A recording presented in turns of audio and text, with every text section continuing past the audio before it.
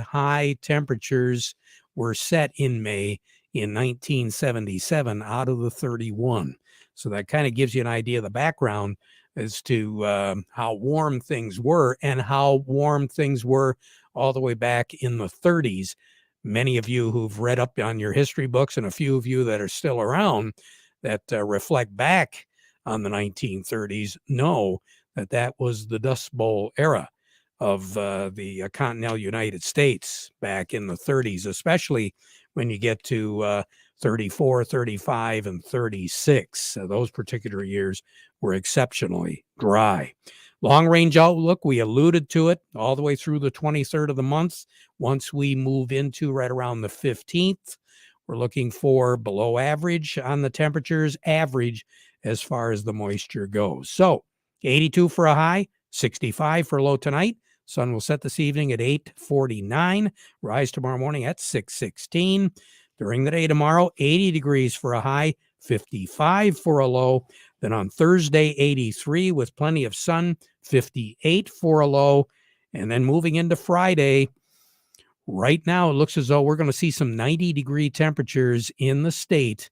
There is a chance, about a 40% chance of seeing 90 degrees here in the Great Lakes Bay Area on Friday. But then moving into the weekend, we'll begin that shift down. Mid-80s for Saturday, mid-70s for Sunday, upper 60s for Monday. That is what we're looking at as far as our weather is concerned. Rick Hollister standing by. We'll be talking to him in just a moment to find out if we have a recovery day going on the Board of Trade. I hope. But before we do that, we want to remind you the weather forecast brought to you by the folks at Nutrien Ag Solutions. Nutrien Ag Solutions has the local expertise to recommend the corn, soybean, and other seed products that are the best fit for your field. Plus, unparalleled agronomic support with products and services to unlock yield potential and improve crop performance from planting to harvest. Ask about our financing options to help you get more from every acre and lead the field. Visit your local Nutrien Ag Solutions branch or go to nutrienagsolutions.com. Say, do you want to unlock the secret to higher yields? If you're applying dry fertilizer, the key to better yield potential is Titan XC. Titan XC is a fertilizer biocatalyst that unlocks and releases the bound-up nutrients in granular fertilizer, promoting better root uptake and plant growth. Drive performance this season and beyond. Release more nutrition. Expect better results with Titan XC. For more information, visit lpi.ag/unlock or contact your Nutrien Ag Solutions crop consultant today. Farm Service brought to you today by the folks at Steiner Tractor Parts. New parts for old tractors made easy. All you got to do is give them a call, 800-234-3280, or go to steinertractor.com, because they understand how your life and job both stop if that tractor stops running. We say good morning to Rick Hollister over at the Andersons. Okay, Rick, it's all on you. Good morning, Terry. How you doing? We do have good. Good. We do have lots of mostly green on the Chicago Board of Trade today, but not dramatic. Corn's up $0.015 to $2. Soybeans up a nickel to maybe 8 or 9 cents in the new crop. Wheat is up 5 or 6 also. So after the last couple of days sell-off that we've seen, is a fairly mild recovery here today, but at least we're not down again like we were Friday and Monday. So we're just looking for this demand side of the market to kick in here. Remember 3 weeks ago, China bought a little bit of corn. We were rumored that they were going to be back in our markets buying like what they did last year, and we just haven't seen it develop. So the demand side is the question, I think, at this point. But the U.S. dollar strength, boy, you look at what the dollar has done versus the Japanese yen, even the British pound, and the Canadian dollar too. The U.S. dollar has just really put on a big show here for the last 3 weeks. Strong, which really hurts our exports or the value. And at these high prices for grains, compared to where we normally are, that's not what we need to kick in any kind of good demand for exporting the last of our old crop. but then on the other side of the coin, this new crop, we're getting off such a slow start. Terry, here on the planting, I think this now 2022 will rank here in at least the top 5 slowest corn planting years out of the last 30. But on the other hand, there's always the other hand, right? It looks like we might make a just huge progress this week. We've only had one week that we've ever planted more than 40% of the corn crop. This could rival it, I think, with the way the weather has set up and the dates on the calendars and the way the temperatures are warmed up. We could see more than 40% of the corn crop get planted this week. But my gosh, we need some catching up. When you look out west and see, Minnesota 9% planted compared to last year at 81% done. Last year was a really faster year. So we're, not comparing it to average right there. Minnesota's usually about half done. So, but only 9% they've gotten quite far behind. Yeah, and you take a look at those soil temperatures, Rick, and I'm glad some producers are holding off a little bit, because now those soil temperatures are really starting to pick up. Yeah. Yep, and it's just this stagnant system that's going to keep the western belt and clear up into North Dakota a little wet this week. So we'll see how much progress they make. But coming east from there, we just should see huge progress, at least on the corn getting put in the ground. Average for corn at this point is 50% done, and we're 22 nationally. So got some catching up to do. I guess so. And the other factor for our producers here in Michigan is, you kind of lose perspective of the growing degrees, the growing degree units, because what do we figure, about 2,800 is what we need for that corn to mature. And you figure 110-day corn, we still have plenty of, we got a lot of days on the calendar. Yeah, we do. And we're used to in Michigan planting a lot of corn in the middle of May. Just we've gotten in across the country, and including Michigan, we can plant a corn crop in a very big hurry with the equipment that our growers have out there. So it just will be interesting to see how the market responds if we do come up with a huge week of planting progress here in corn. What how the market responds to that. A week from now as well. So on the board right now, what do you have, Rick? We have at Hemlock old crop corn at 713, new crop at 657, old crop soybeans 1565, new crop soybeans for this fall delivery at 1396. Red and white wheat both the same. Old crop at $10.13, new crop for July or August delivery at $9.98. And I was taking a look at the wheat here, which was kind of interesting. 47% they say is jointed right now, statewide average here in Michigan. The 5-year average is 45. Yeah, so we're actually a little bit ahead. This has been a perfect spring for wheat. Yeah, it likes it. Cool. I made a little trip up M15 up through Otisville and Richville yesterday, and hey, there's some good looking wheat over there. We struggle to see Central Michigan to see a good patch of wheat. Like, there is some really good looking wheat over there this year, and it's actually got some height too. So it depends on where you look in Michigan to see it's joining with any height at all, or whether it's gotten that spring growth here kicked in. We got our fingers crossed.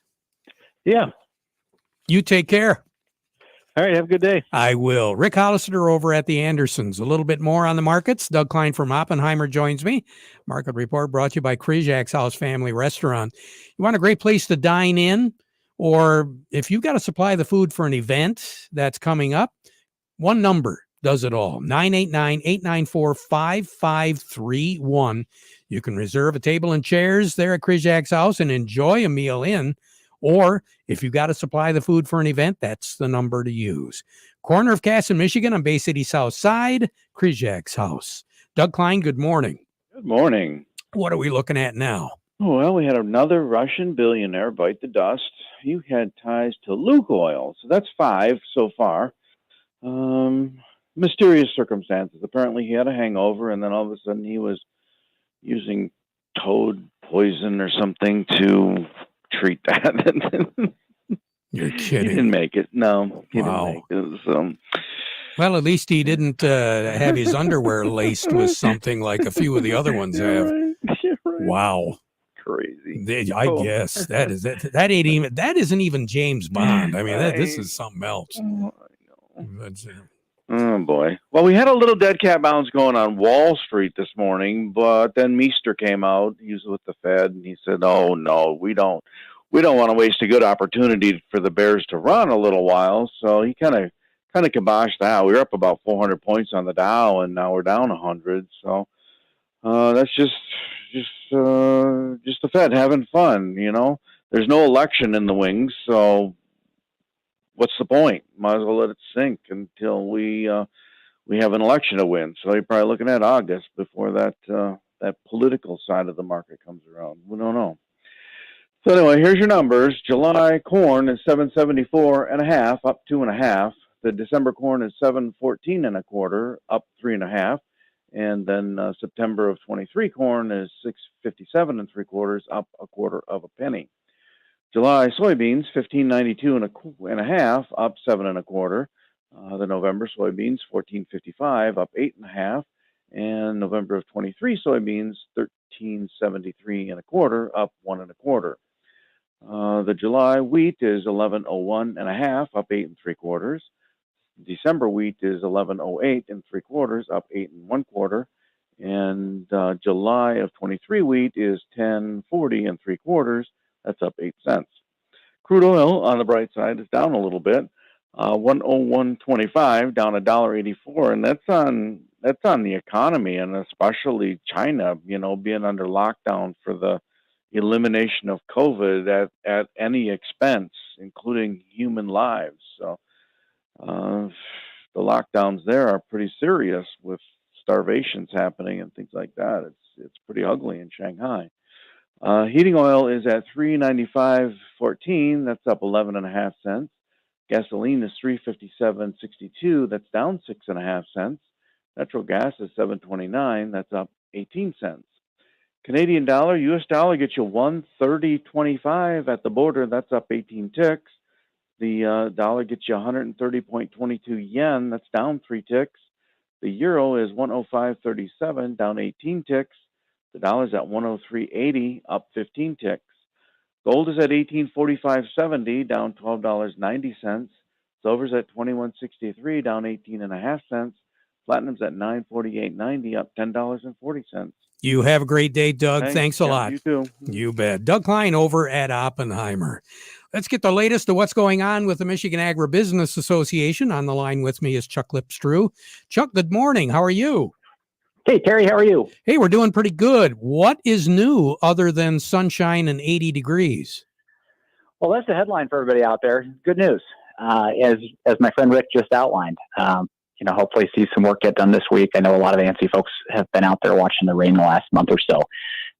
So certainly happy to see the forecast set up the way it has.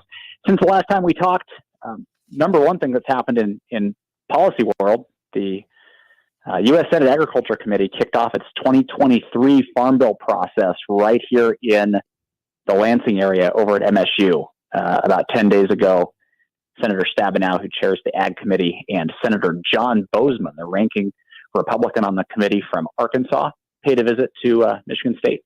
Heard from close to 20 witnesses on everything from the farm programs to crop insurance to conservation and nutrition, everything that's in the Farm Bill.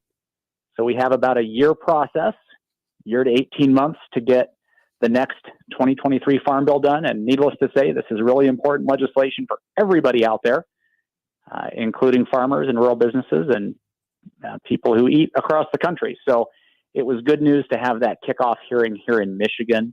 We appreciated Senator Stabenow once again bringing that initial Farm Bill hearing to our state. And of course, we'll be engaged in many of our counterpart organizations on this next Farm Bill, Terry.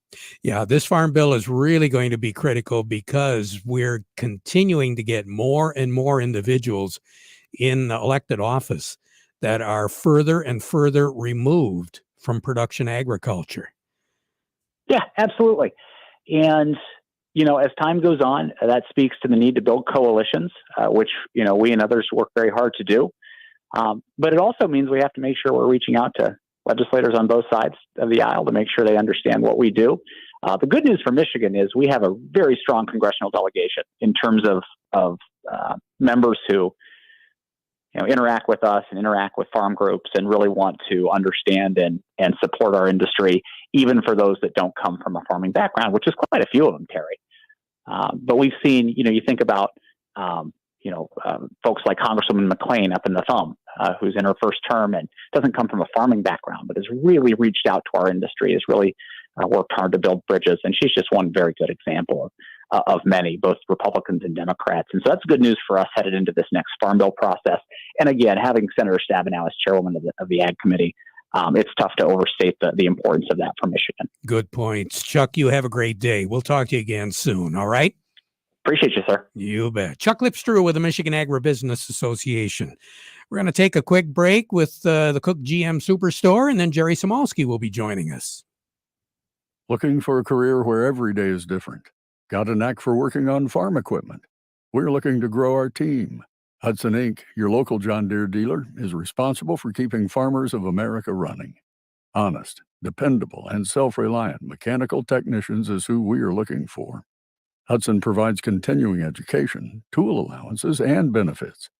If you're interested in becoming a part of the Hudson team, go online and search Hudson Inc. Careers for more information.